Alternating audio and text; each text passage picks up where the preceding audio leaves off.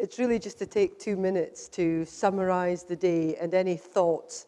We've not sorted them. We're not going to be reporting back. I think Mike and I are just going to round things off by just a few thoughts and statements at the end of the proceedings. Would you like to kick off, Mike? I suppose, one thing I picked up on the tweets was a comment that came up here at the end as well, which is thinking about these things together, the infrastructure and the services, is really important and doesn't happen everywhere.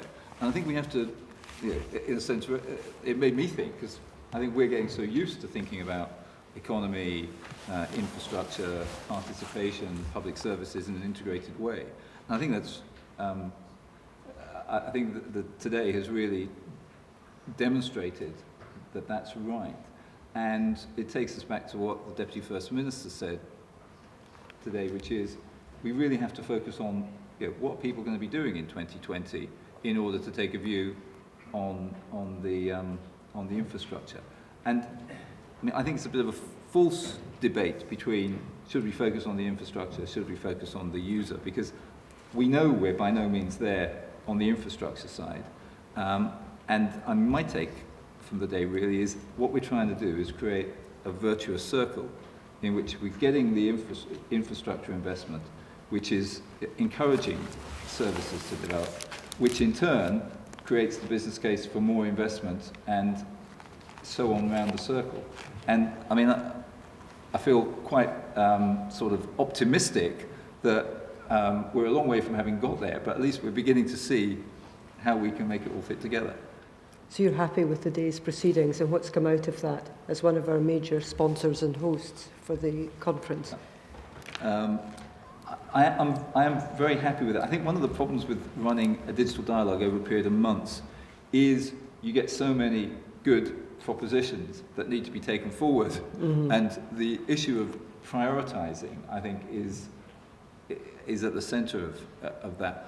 One of the And if you think about 2020, digital, world-class digital nation in 2020, how do we convince ourselves, the rest of Scotland, the rest of the world, that we're serious about that?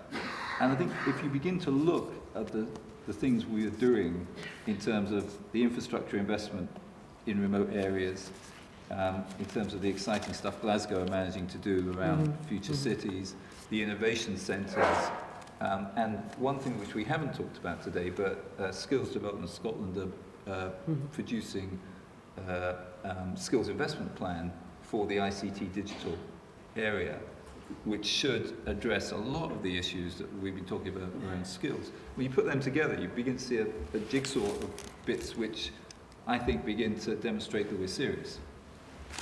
So maybe when we had the discussion in the afternoon for one of the preparations for one of the panels, I think we had a bit of a brainstorm, in fact, maybe even a rant on some issues, if you remember. And we came up with 3 things that maybe we could think around and take forward.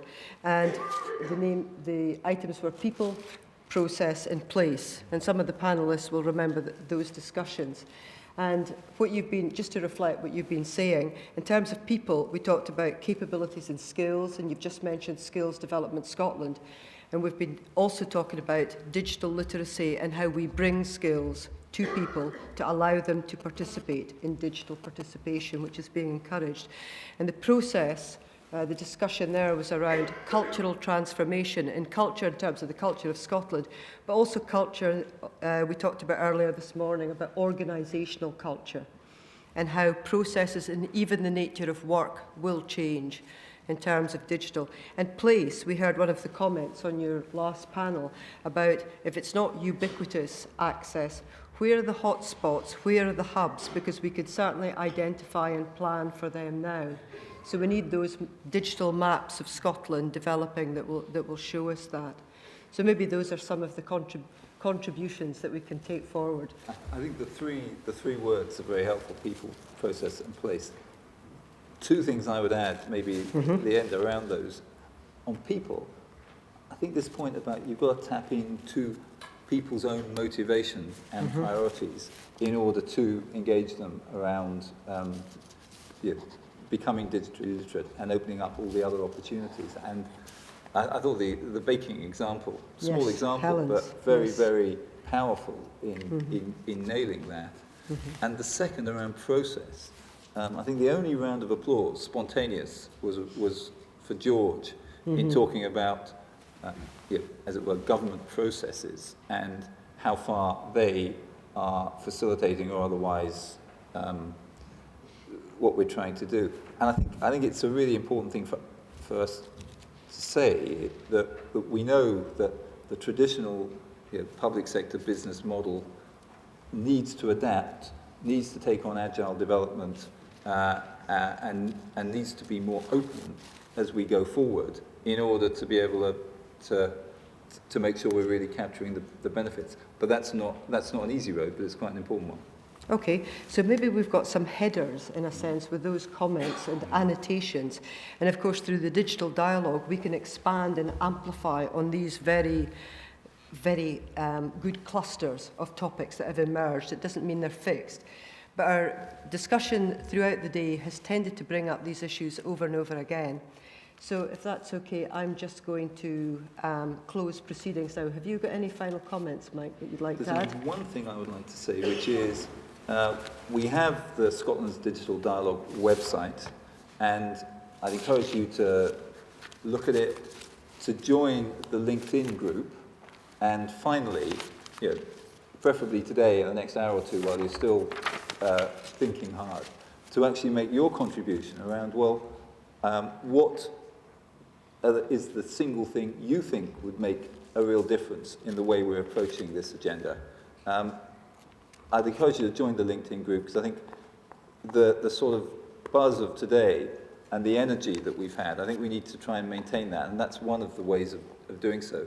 And I mean, that's all I'd like to say, other than thanking you very much for having facilitated the day. Thank you very much. Okay, right. Thank you very much. Thanks, Mike. Well, just on the final note of thanks, I'd like to thank our main sponsors, the Scottish Government, who are our hosts today. O2, BT, Atkins, Avanti, Cambium Networks, Keymile and Synchronos Technologies. Thank you very much for supporting this event. The main thanks go to you, the participants, and not an audience, but participants. We've been quite interactive today. We've tried to take questions, but we've also noted when we invited you this morning, when we started proceedings, when I gave out the hashtag, that we've noted all of the tweeting throughout the day, and there's been really lots of good thinking and feedback and comments that have gone on through the day that we have collected. So I think I'd like to wrap up just by referring you again, as Mike said, to Scotland's digitaldialogue.org website, where you can join in that debate.